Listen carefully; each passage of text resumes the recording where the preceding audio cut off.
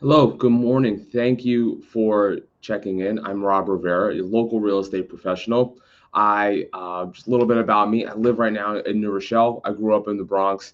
I service the Bronx and Westchester County uh, real estate market.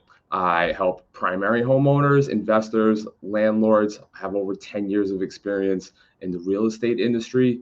We've had a very successful 2021, and I'm hoping to grow my network and build for myself and for you into 2022. So there's a lot of people that were not able to either get their home sold or to buy a home in 2021. I want to simplify the process. There was a lot of confusion out there. First, I'm going to jump right in. I'm going to start with some quick, get the boring stats out of the way and take a look at just some price points. I really am going to focus on today the Bronx, New Rochelle, and Yonkers, as each of those has different markets, because the whole area, okay, that we cover kind of feeds off of those cities. All right, so the whole eastern Westchester County, Scarsdale, Larchmont, Mamaroneck, Rye, they kind of feed off of the New Rochelle market. Um, when you're if you're looking at like Dobbs Ferry, Irvington, Ardsley, Bronxville, that really feeds off of the Yonkers market, and the Bronx is such a big market itself. We're going to talk about that just as one. So, if you're interested in buying a home, you want to know what it's really going to take to get the job done. If you're looking at selling a home, you want to know what you can expect out of the market today. Stick around. I have some great information for you. We're going to jump right in.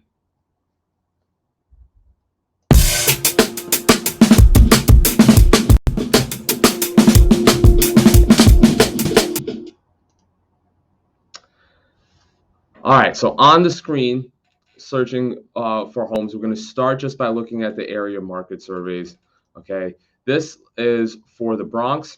Right now, I'm showing active home sales. All right, over the last 6 months, really, 204 homes were listed. You see, there is a lot of activity in this 450 to 700,000 range. That's where the majority of transactions are.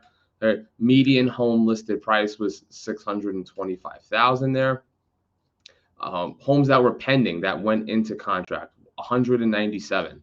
So 204 homes went on the market. 197 of them went into contract in the last 6 months. That's almost a 1-to-1 ratio. So every house that's coming on the market, pretty much, it's getting ready to go.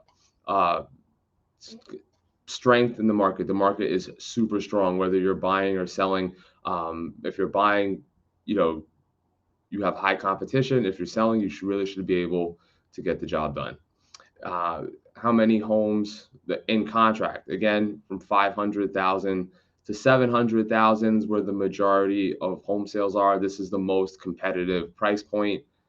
So if you are looking to buy a home and you're pre-approved at this price point, just keep in mind there's going to be a lot of competition. You got to come with a strong offer, and we're going to talk about offers in a second.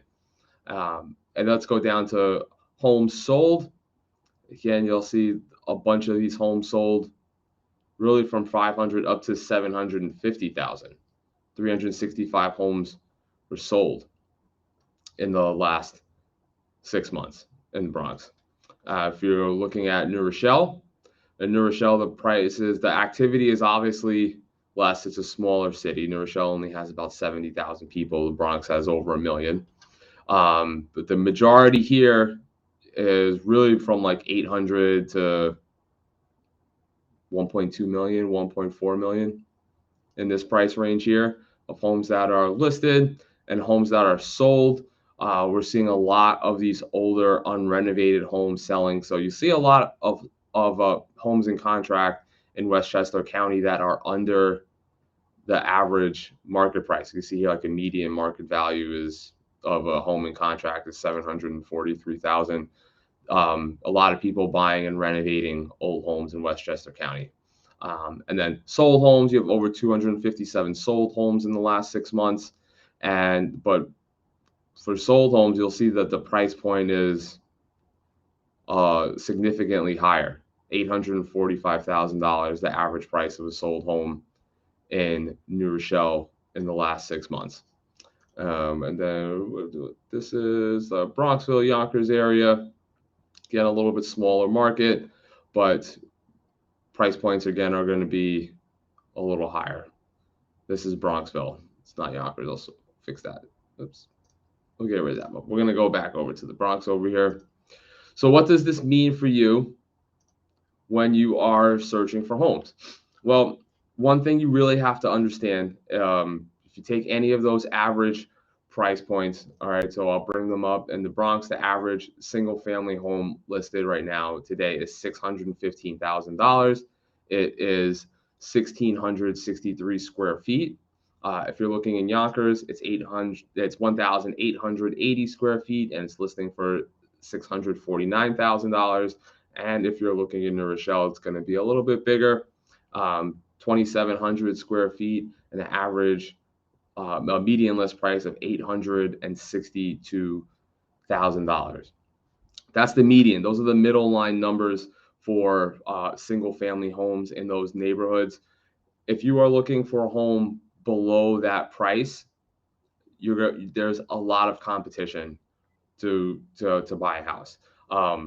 If you don't believe the prices that these homes are selling for if you've tried to make offers and an agent or someone like myself has reached back out to you and said, "Oh, the price you got to go. Can you go up $40,000?" And you think to yourself that that's insane, that's crazy. Nobody would pay that number. I promise you, people are paying that price, and they're getting the home. If you're looking to sell your home, if you price your home in that price point, if you think that you're at, or if you've had a valuation at or about that median number, and you say, I want to go above it. Well, all the competition is right below that median price point for that home. So homes that are priced above the median price point are getting less offers and staying on the market longer. Homes priced below that median price point are seeing significant interest, multiple offers, and most of the time they're pushing the price up back above the median line. So there's some strategy there to when you're listing your house. So bottom line, if you're looking for a house and you're looking in that 30 to 50th percentile price range for whatever area that you're looking in, it's going to be competitive. There's going to be multiple offers, and we got to get you the best offer that protects you, that's going to close the fastest, and that's going to be the best process. That's the goal over here. Each decision is highly specific. What bank to go with, the lawyer to go with, the time it's going to take to close, the money that needs to be put up front. All of those are highly specific to whichever home we're going to buy. And I'm happy to answer anybody's question about your specific topic. I'll give you really quick place to reach me. If you head over into the contact link in the description, you can find my website. You can reach out to me through there. You can follow me on Instagram. You can slide up in the DMs at the Riv Real Estate, and you could also hit that like button and subscribe to find more information more often. I hope to be a valuable resource for everybody who's interested or active in the real estate market right now. All right, so quick personal story. I've had a client searching for a home now for the last 3 months. We've made 7 offers. They've not been able to get a home. And I believe I tried to strive and I say, hey, you need to make this number. No one's going to pay that amount. Okay.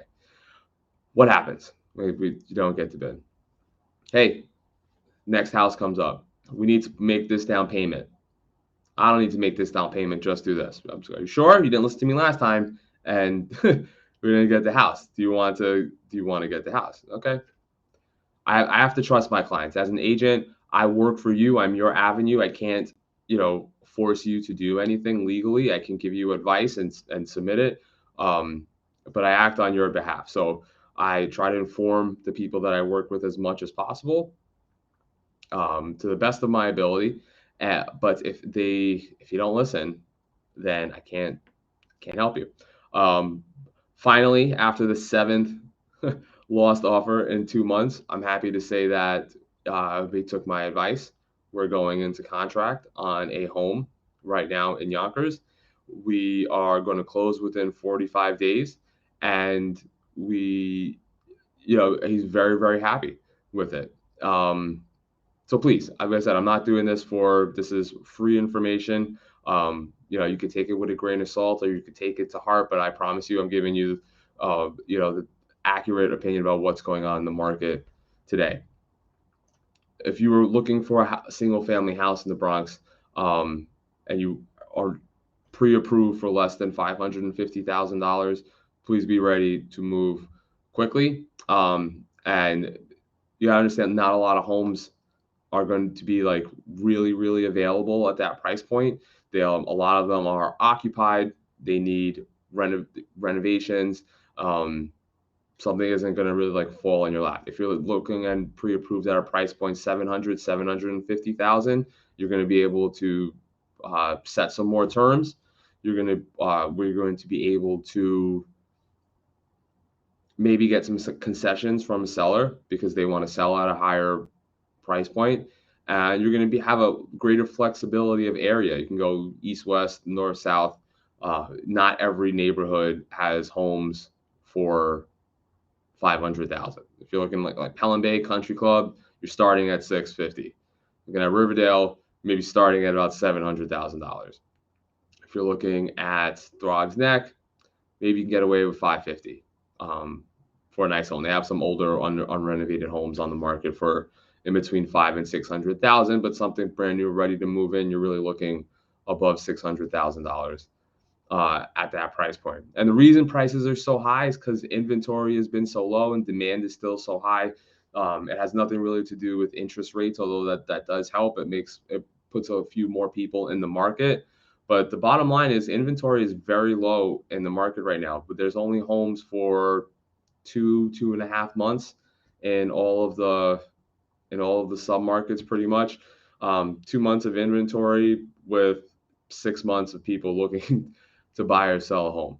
You may be watching this now. You've been looking at homes all year. You've been searching Zillow all year. I can't find anything. What's going on? If that's the case, then what you're looking at may be incorrect, and you need to reassess what you're looking at because they're coming, they're going across every spectrum of the price range.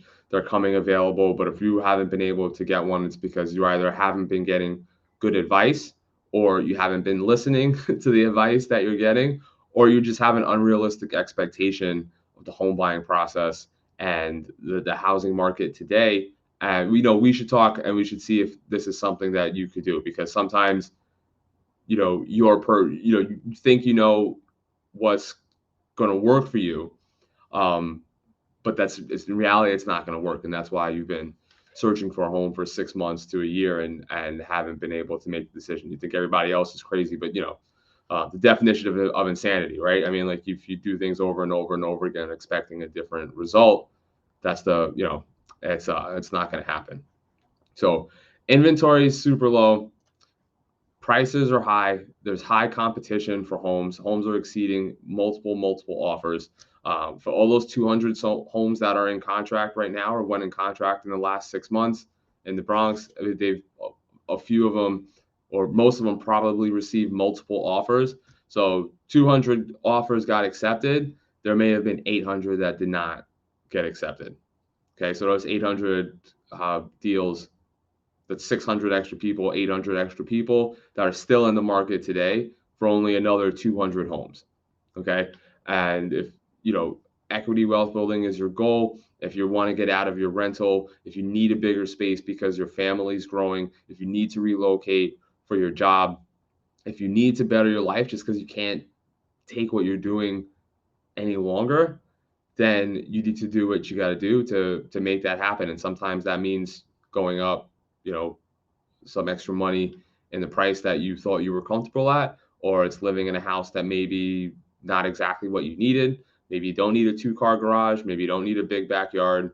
Maybe you don't need a full finished basement and you could live with a property. You make some type of concession because getting the home is still more important. Like, if you don't have it's one thing if you have a house and you're looking at trading into another one, right? Then you could start like, oh, well, I don't need this, or I, only want this. But if you don't have a house, if you don't have property and you're renting a place right now, You need to do what you got to do to get into a property, right? Because you're worried about getting paying too much, but if you're renting a house or renting an apartment right now, you're throwing money away every month, every month, every month, every month, every month.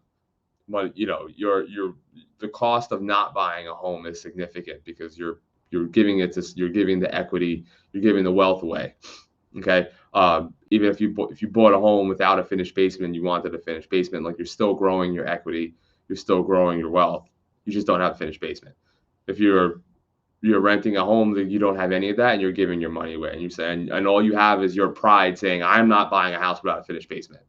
Like, no one's going to trick me into buying a house without a finished basement. Well, you're still giving your money away every month. So it's assess your priorities, assess what's really important here. Is it having what you don't have already, right? It's one thing I said. It's one thing if you have a house and you have it and you don't want to buy something else without it. But if you don't have any of that at all, finding all of your needs in the first home is not the best way to go about starting your equity growth, um, your portfolio building. You need to get in where you could get in, where it fits, and then really in a few years, 3 or 4 years, you could turn that over into the house that you really want. So and make a lot of money on the way, because that's the driving factor over here. That's what we really want. So the high competition, the people that understand that mindset, that are going in there with their financial future wealth goals in mind, they are closing on homes. People that are going in there with their physical needs are probably the ones losing out.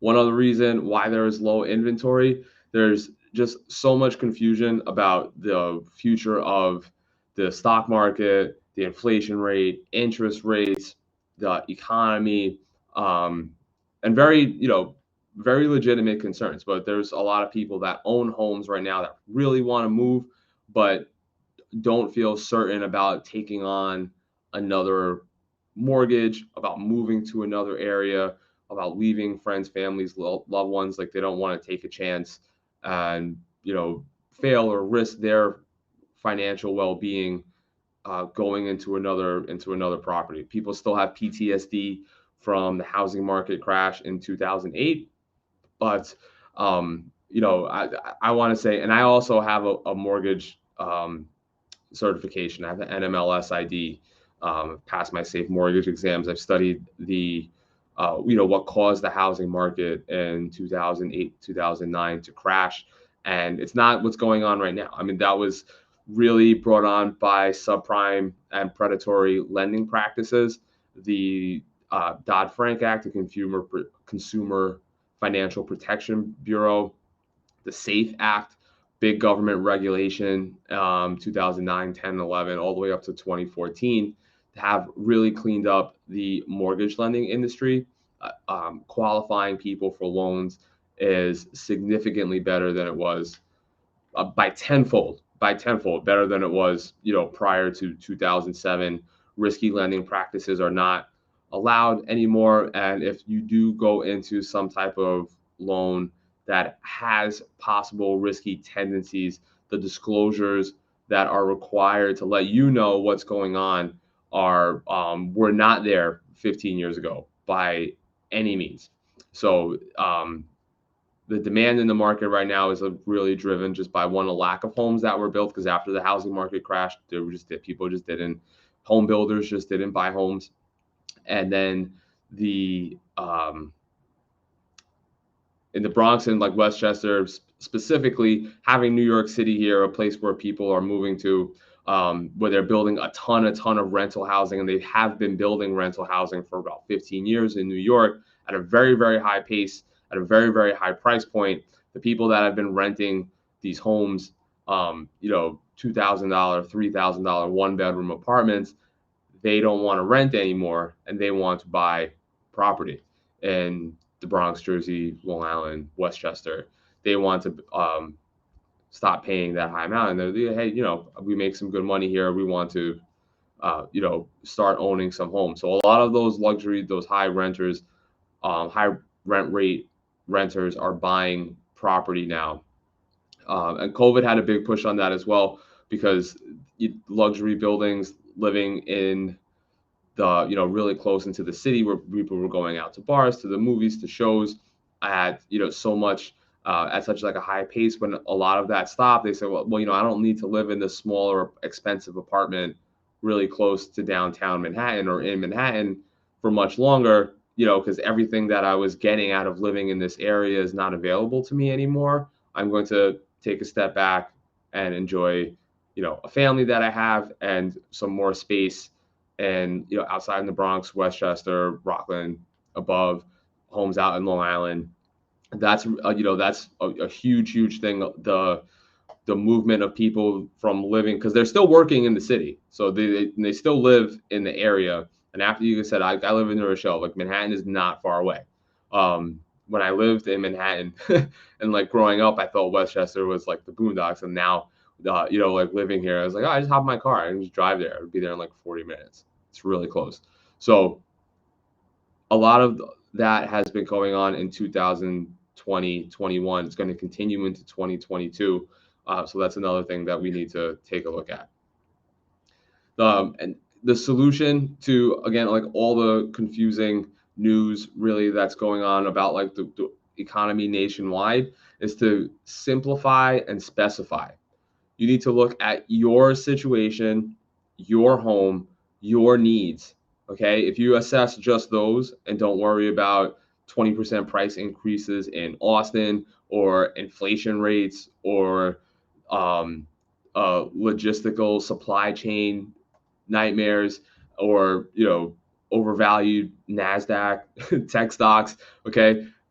All of those things, while they all have an effect on the economy at a macro level, um, they may not be specific to what you are looking at. Okay. Home cost building prices have nothing to do with the Bronx and Westchester economy because we're not building homes here. Bottom line, who cares if lumber costs anymore? We're not building homes here. The homes here are built. You're probably going to buy a house that was built in 1940s. Okay. If you're outside of New York City, if you're towards the South, Midwest, yeah, people are buying homes and getting built. And a brand new construction home price can go from 425 up to 500,000 because of the cost of labor. But that's not what's causing the price increases. If you're looking at a house in like Pelham Bay, okay, you're looking at a brick house, so wood doesn't even count. And you're looking at a house that you may need some drywall, probably going to put down some type of laminate floor, but you're not, the cost of lumber has nothing to do with the price of a home that's already built in New York City. So that's one thing. Mass relocation, relocation happens all the time throughout the country. Like relocation is one of the reasons why these gigantic companies are buying up office space in and around New York City. Google, Facebook, bigger banks, investment banks are all picking up more and more commercial space. They all going to know that they need the space. They're going to need the workers. Workers are going to be here. And even though some workers may have left during the pandemic, some people are still coming. You got a kid right now graduating the University of Indiana that can't wait to come to New York and work at some investment bank. There's someone right now at top of their class in Stanford that's going to take a law job in New York City as soon as he graduates. So that it's not like going to be a mass fleeting. This is not going to be like some desert city anytime soon in the near future. And regardless of the issues, if you have with the mayor, the police department, and the MTA, we're going to have to work together on those things to make them give people the best living experience possible. But people are going to live here. And all in all, you're pretty lucky if you get to live and work in New York City. It's still by far the greatest city in the country. And, maybe the world. We got the Yankees, right? We got the Knicks and the Madison Square Garden and all of that. And that's still, worth it to be around. If you step away for a little bit, you're probably going to realize it's like, hey, I missed some of this stuff. Take it from me. I lived, in Arizona for a few years. So, you should really think about what you need, what's going to affect your price decision. Interest rates are a thing that's going to cost people money like all the time. But if interest rates increase 0.2% on a macro level, is that a big deal? Yeah. What does that mean for you buying a house? Your payment might go up $40 a month. Like $40. I mean, like really, so like think about this, like have some reality. Like, are you not going to take a house, right? That you want for a $40 a month, $30 a month, like payment of course you are. Of course that's not going to affect. That should not affect your decision. But $30 a month, that's $400 a year. Like if you did not buy a house for $400 a year, when the house equity wise would have made $20,000, $30,000, $40,000 in appreciation in 1 year, when you compare, you're not comparing the right things here, or you're not thinking about it, or you're not simplifying it and specifying it for your situation. So what do you need? Where do you want to be? What are you comfortable with? And what could you financially tolerate? That has to be the driving decision. Please try to keep, the national sensationalized news out of your decision-making process. Okay. If you're going to have a job here in a place where you can commute to and living in New York City, then you could buy a house here and you should feel comfortable that the price is going to hold value and that you are going to continue to build wealth. Okay. So going into that buying solution, whether you're a buyer or a seller of the home, the first step is going to be to talk to a mortgage professional, get pre-approved, see exactly what you can qualify for. Even if you have a home and you're looking to sell, right, you're going to need somewhere to move. So the first step is still, how much can I afford wherever I want to go? The first step should be talking to a mortgage professional, getting pre-approved, figuring out exactly, what you're comfortable with. Let them give you a number, exactly what payment you're gonna be able to tolerate, and then that could really help you guide your decision. The second step is going to be to identify your needs. You know how much you can qualify for as far as a home goes. Now, what about my other needs? What is my commute going to be like? How much space do I need in my home? What do I want out of my home? Like, am I buying a house because I want people to come over every weekend? Okay. If that's why you're buying a house, because you want a place for your family to live and create memories in, that's a beautiful thing. But you're not going to get that space at that price everywhere. So if you once you know that, you'll know exactly where you could go, or you could work with your real estate agent to find out again exactly where you need to be looking. It may not be where where the train that takes you to work is. So which one do you want, right? Like what's at that point, you got to realize what becomes more important. Like, is it more important my daily commute, or is it more important the, couple of times a month where a lot of people over at my house that I have a space for them that they're going to love? Maybe I suck up the commute and take a worse one. It takes me longer to get to work, but I have my friends and family enjoying my house every weekend, which, you really got to know what you're looking for. If you have not decided that, if you go to see a home, not deciding that, you're not going to be able to make a choice and make a solid, committed offer for a home on that home. You're still going to go home and think about, well, what do I want? Okay, so before you even take the time to make this better for you, really think about those needs and what you want and what you need out of day-to-day life, what you need out of the home before you actually physically go out to look for homes. It's going to make your home search process much easier if you have a clear idea of what you're okay with, where you're okay living, the amount of space you're okay living at, and coupled with the price point, the purchase situation on the house. Okay, so those are very, very important things that you should look at before you go buy a house. Don't go out looking at houses thinking that like, maybe if I see something I love, I'll get pre-approved and buy a house. That's not how you look for a house. You're not going to buy the house. You're going to waste your weekend. If you want to just look at homes and decide whether or not you want to buy a house. Like watch HGTV. Honestly, you don't need to go out and look for homes if you don't know the type of home that you want to buy and know that you're ready to buy a home. It's not gonna, just go take a walk. You don't need to maybe go to find an open house, stop by once a weekend, but don't search Zillow. Don't call a banker. Don't call a real estate agent. You're not going to have a good experience because the people that you talk to, as a professional person, my family relies on me being able to help people secure and sell property. If I get the idea that you don't even know if you want to or can buy a home, I can't really help you. And I'm going to say, well, first you need to figure out if you need to buy a home. And then you're not going to really enjoy me, right? Because, I can't help you until you're ready, financially, emotionally, mentally ready to buy a house. Until then, those are the things that I cannot change for you. I can give you some guidance on there. Your mortgage lender, you could talk to an attorney, talk to your friend, talk to your mom, talk to your coworker, you can talk to anybody. But until you are financially, emotionally, and mentally ready to buy a house, then you're not. No professional in the industry is going to be able to help you. You need to make that choice. This is, big boy pants. Need to make that decision for yourself. Okay.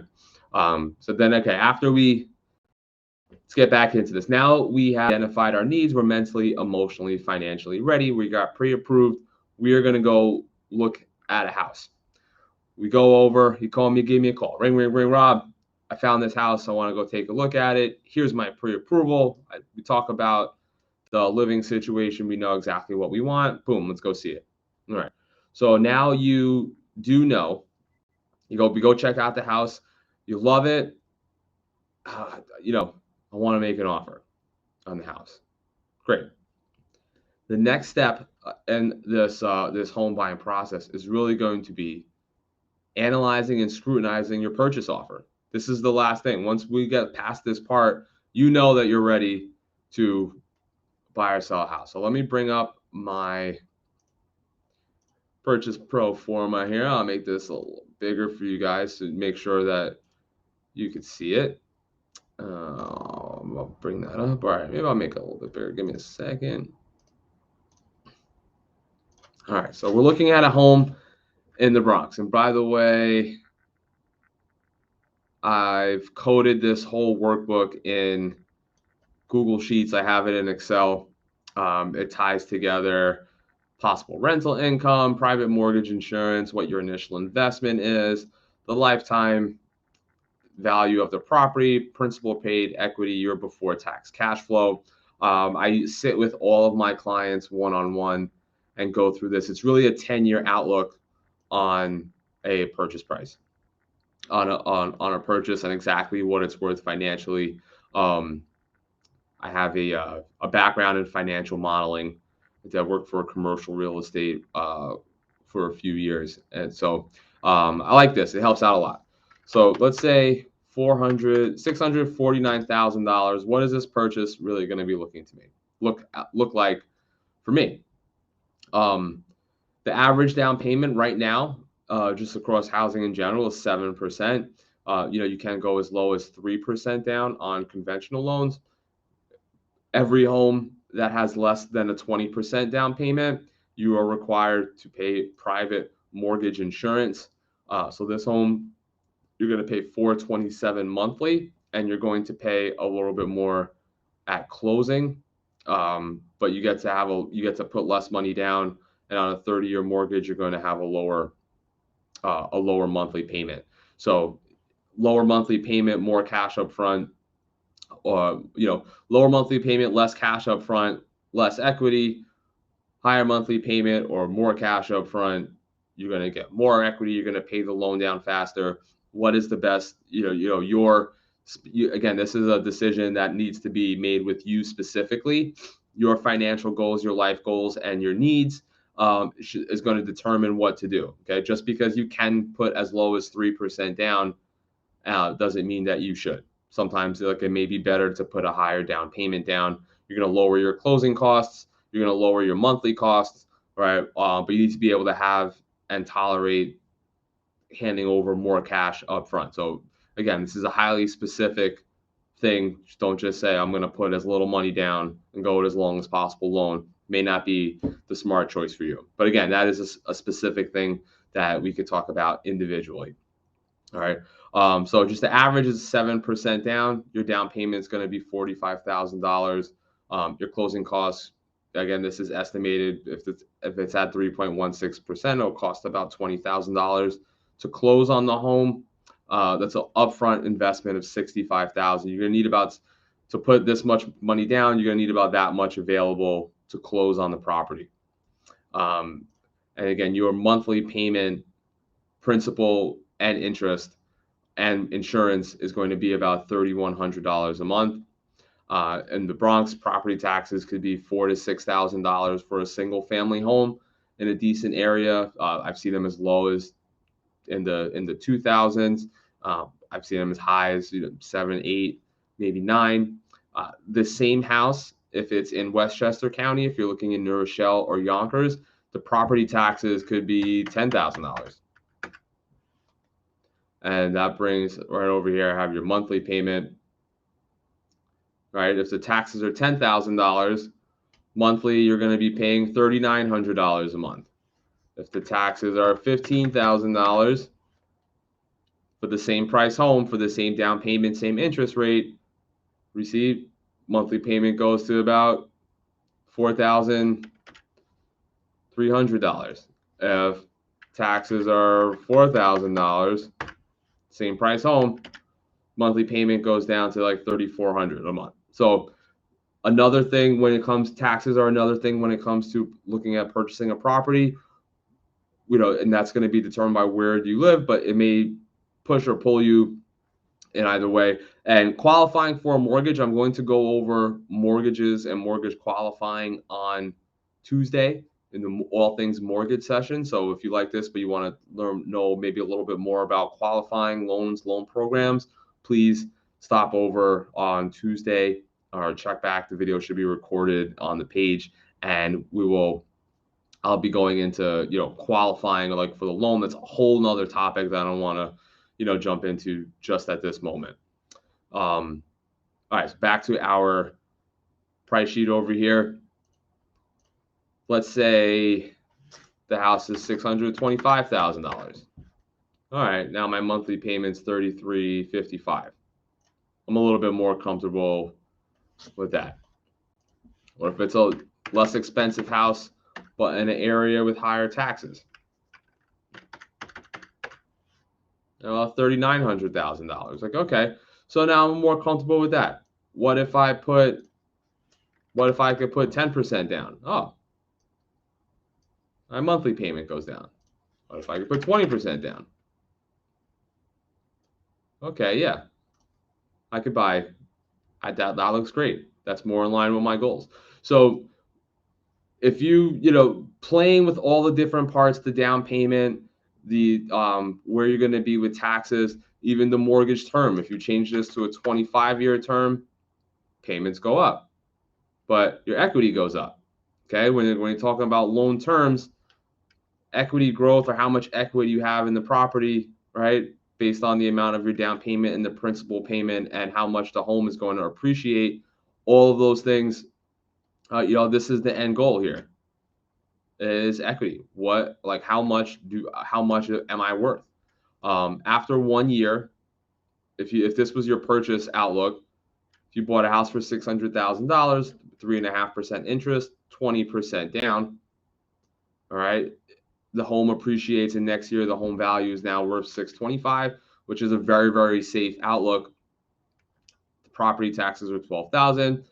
Okay, the loan program you picked is going to decide how much principal you've paid, and it's going to decide how much equity that you have. So you would go to $156,000 of equity on this home after 1 year, $193,000 after 2 years, $232,000 after 3 years. And if this sounds like a little bit confusing, I know I'm going a little bit fast, but that is, like the future equity in your home is where the growth, where the wealth comes in. This is what's going to pay for your kids' college. this is what you're going to get when you get back from the, whether if you get back and you sell the home, that equity growth in the home is why we're going through this process, why you're watching this video. It's why I'm able to talk to you and why you need to find people to educate you about the process. Okay. If you have a couple, 2 little kids now, you're renting a house, you go in, you buy a property, 10 years from now, you got 60% equity in the house is worth more. Refinancing that house, you could take cash out of the equity in your home and pay for your kids' college. Okay. Maybe you have older kids. Maybe you say like, oh, my kids are in their 20s right now. What is, I missed their college thing. I don't make a difference. So I'm gonna be honest with you. Like, I'm in my late 30s right now. I have 3 kids. If my mom right now sells her house, I could really use help. Okay. Like, and I would love to be able to let my grandmother drop something in my kids' account and be able to help them. And that's how families, keep passing it along, passing wealth along, that like down the road. I mean, it's always a good decision to buy an asset that's going to be worth more down the line. It may not, if it's not worth anything to you, if you're older, I'm going to buy a home and I'm going to die in it. So like, I really don't care. Your heirs, your family, your kids, your cousins, your sister, your brother, right? Somebody's going to get that equity, and you're going to be able to determine who gets it. Probably could determine what they use it for. So, if you care about your family, your friends at all, give it to the library, give it to a charity if you want to. You can help, your lineage down the line, but like with this house. Okay. Even if, like I said, so if you don't have a direct plan for it, I mean, you will find a thing to do that's positive with that house. So it's something you could do today. You also help your community being a homeowner. The more homeowners we have in a certain community, the more people generally care about the community, the better the schools are. This is why people want to move to certain areas or certain zip codes. The better school systems seem to be in places where there's higher rates of home ownership. And it's because the homeowners are the ones that vote, that pay the taxes, that go to the schools, and they're incentivized to improve the school system, the public goods and the public workplace more, because they directly pay for it. If you're in a neighborhood that has very, very high rental rates, 80% of the people that live there don't own the house that they live in. 90% of the people don't own the house that they live in. Those people normally don't vote on, in mass. Okay. I mean, there's certainly people, don't get me wrong, there's certainly people that care deeply about their neighborhoods, about the schools, that work very, very hard and are very, very, very valuable resources in the economy. But en masse, to the rates, generally people don't put that type of care into their public networks, if they don't own it, because they're renting, they're planning on moving, they're a little bit more transient, and like, you don't own your sidewalk. When you own the house, like, you own your sidewalk, you care about it a little more. It's as simple as that. So again, it's lots of positives with this. Even with the economic outlook of certain, like I said, inflation, blah blah blah. It's it's a good idea. Going to inflation. I'll show you guys one thing real quick. This is really good. When you're speaking about inflation, how does real estate a really good hedge against inflation? Okay, and that means if you go into a 30-year mortgage right now, your mortgage payment is going to stay consistent. You're never going to pay more for principal and interest. Taxes may change. If you buy a condo or a co-op, your association, things may change, but your principal and interest payment, the money that you're paying, financing wise for the home, is going to be consistent. So inflation is your $1 today not being able to buy as much a year from now, 5 years from now, in the future. Today, $1 can buy 100% of what you could buy today for $1. That's very simple. If the inflation rate is 2%, in 1 year, you will be able to buy 98% of what you could have bought for $1 1 year ago. Okay. If that inflation trend continues, in 5 years, you'll be able to buy 90% of what you could have bought today for $1. So your dollar starts to worth less. The cost of housing generally is consistent. The value of housing is consistent. The idea is like the need for an apartment this year is the same as the need for an apartment next year. The reason the cost goes up is because the dollar gets worth less, so that the need for housing is going to cost more next year because the need doesn't change, but how we measured it changed, right? Okay, so just if the need for housing today is 100 equals 100, a year from now, the need for housing is going to equal 100 for two. It's not the need for housing that changed. It was the number that we valued it on. That's inflation. 5 years from now, the need for housing is going to be 110, 115, 120. All right. That's inflation. The need for housing is not really what changed. Um, so how real estate works in contrast to that, when you get into a mortgage for 30 years, even like if you thought, this is not worth $3,000 a month is a high payment for a house. I don't think this house is worth $3,000 a month if I mortgage it.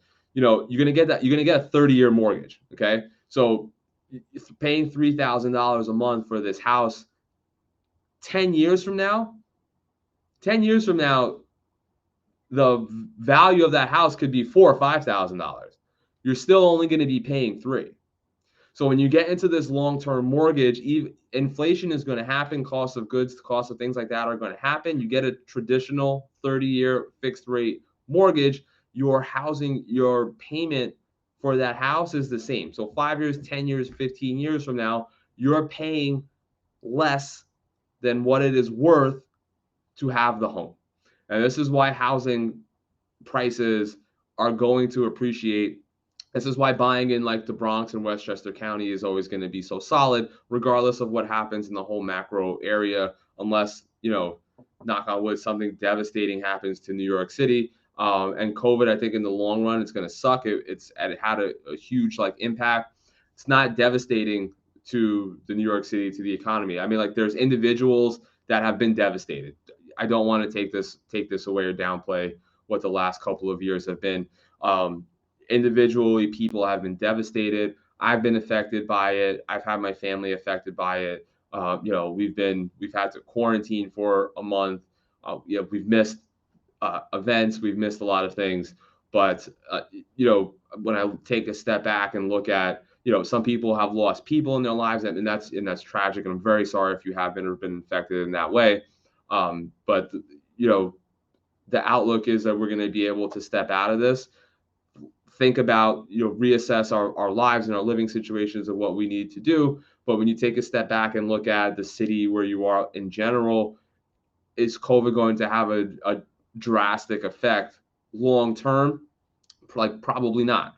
On the market, the economy, just in general, it's probably not going to have a huge effect, if any at all.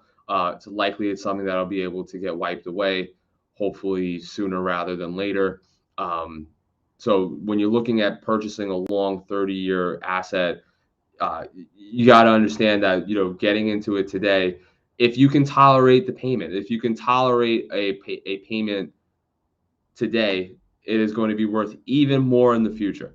And if you have a stable job, you're expected to make money for the next 5 to 10 years. You've been making it for at least 2 years, right? It's that pay, your pay is likely going to increase. Your payment is going to stay low. Paying $3,000 for a house 10 years from now, when rent for a 2-bedroom could be at $3,500 or $4,000 a month, which is a very likely trend. Any of these there's new buildings right now going up in the South Bronx and Westchester and New Rochelle, 2-bedroom apartments are $3,500 a month. That is where the cost of renting is at and where it's going to go. It's only going to go up.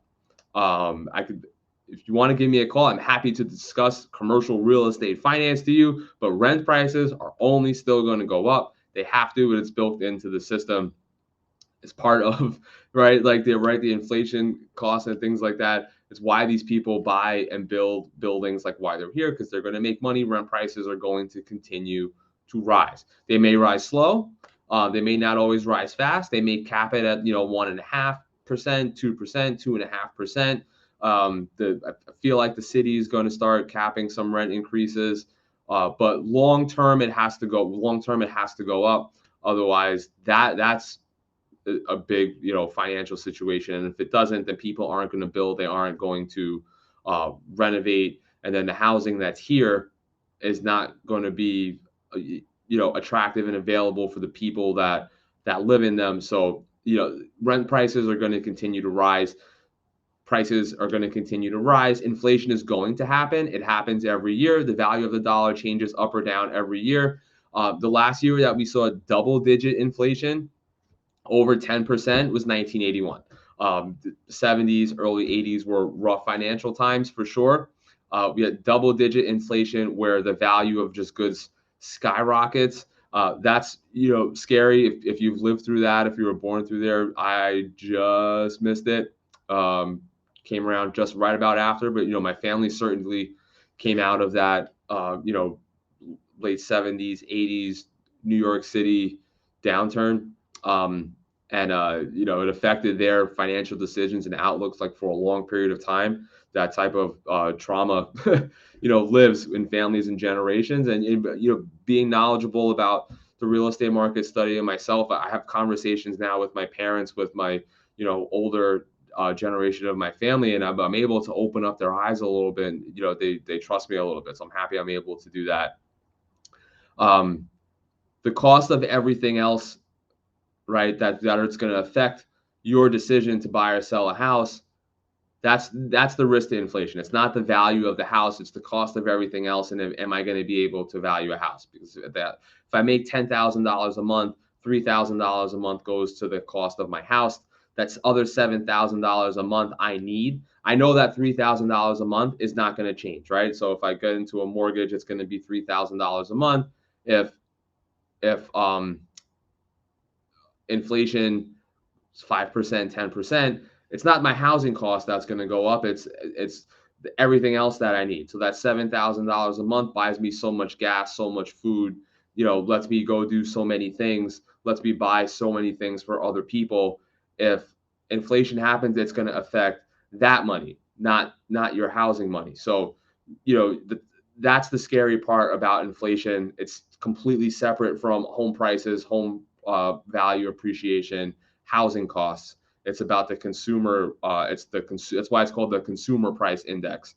Okay, there's a housing affordability index that says how much is a mortgage, how much it costs versus like the average annual income. That's the housing availability affordability index. And housing affordability, believe it or not, is at a very, very good place right now. The consumer price index, buying consumer goods, not real estate, this is the cost of consumer goods, is where inflation comes in. And that is, like I said, it's generally happens.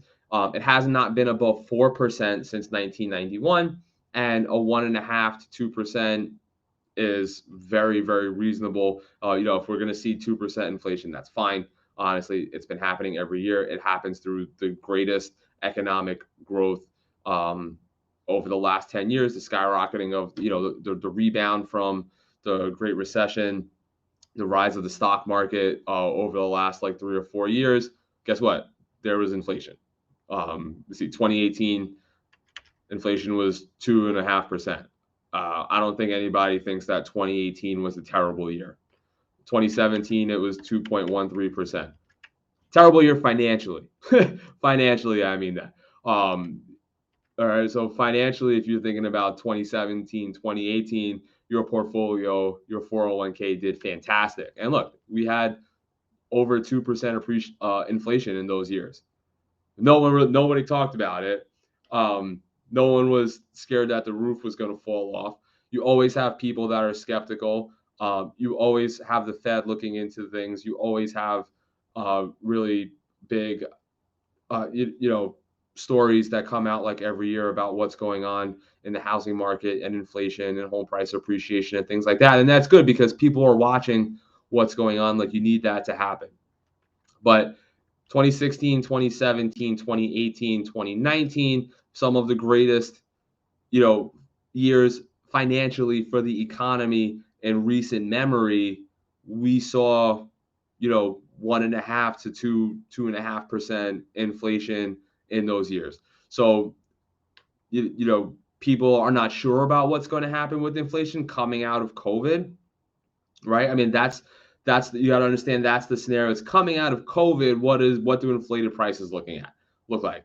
Coming out of mass government, of mass liquidity injections from the government into the economy. What does inflation look like? Coming out of, when the foreclosure forbearance, the eviction forbearance, when mass mandates, government infusions and gigantic swaps of money to these like tech and pharma companies, like when that stops, how is inflation going to affect all of that? Where is inflation going to go? Is that going to affect gas prices? Is that going to affect the price of apples? Is that going to affect the price of what I need in my life to do day-to-day things? If you own a restaurant, if you own a restaurant or food service or a construction company, inflation is a key driver of your success in the business. If you work at a school, inflation has nothing to do with you. You generally don't, not for your job, for your job, the way you make money, you're going to get that paycheck regardless of what happens with inflation. If you own a restaurant, you got to pay more for food. Your margins come down, like you make a little bit less. Inflation directly affects the paycheck you get immediately. So again, be specific about your situation, what you need, what is going to affect you. It doesn't always affect everybody. But when it comes to the decision to buy real estate and inflation, your dollar today will be worth less 5, 10, 15 years from now. It is not going to be worth more. Home prices will go up. The cost of housing will go up a year, 2 years, 3 years from now. It may, right? In a strong market, it can go up 5, 10%. In a weak market, it could be flat, go up 1%, right? But it's going to go. If you look back 10 years from now, the house that you thought today that was $700,000, that was a ridiculous price, no one's going to pay that money, is going to be worth $900,000. So regardless, right? I mean, like, you would, on the trajectory it's been in the last couple of years, the house would be worth, double in 10 years. It may not be worth double, but even if the house is worth 850, you still won. You still won. Okay? Even buying the house at 700,000 today. So that's why real estate is a great hedge against inflation. One of the best ones you could do, and you get to live in it, right? You get to have an asset and use it. Other financial assets you don't really get to use. When you buy stocks, generally, like, you can't use them. When you buy bonds, you don't use them. Right, your house, like, you get use out of it, and it still appreciates in value, and it's a financial tool that lets you you could take equity out of in the immediate time when you need it. Like, even your 401k, like, you don't plan to use it. You have it there, it's available in the case of emergency, but you don't get value out of it day to day. When you buy a house, you get the value of that house immediately after you close. You get to use the yard. You get to sleep in it. It gets to house your family. It gets to house your car. It gets to protect you. It gets you rights to a certain area. It gets you a deed. It gets you, a piece of the property, a piece of the American dream. Right? Like an NFT, you don't get anything out of it. Like, you have it, you can sell it for money, but there's no tangible value to it like there is against real estate. So, I'm going to cut this off now. I want to thank you guys really for paying attention if you made it this far. Okay. Please go find the description. The link in the description has my contact information. You can contact me there, or you can follow me on Instagram. All right, the Riv Real Estate, hit up in those DMs. And then what I'm really trying to do, my number one goal again is equity growth. I want us to be wealthy, be financially free in the future. That's the biggest thing I could do for any of my clients, to anybody that gets to watch this. So if you did like that, any of the information, or want to tune in for more, please hit the like button. Okay, subscribe. I look forward to bringing you more and more information. And tomorrow, we're going to talk about investment sales, what they could bring. Today, we just talked about primary family homes. Tomorrow, I'm going to talk about multifamily homes, investment real estate, what the market is sort of like around there. And then Tuesday, mortgages, all things mortgage. I know I kind of like glossed over the payment portion of it today, but we're going to talk a lot about mortgages on Tuesday because it deserves its own time. All right, so I am Rob Rivera. Thank you very much for checking in. I look forward to working with you all in the future. Have a good day.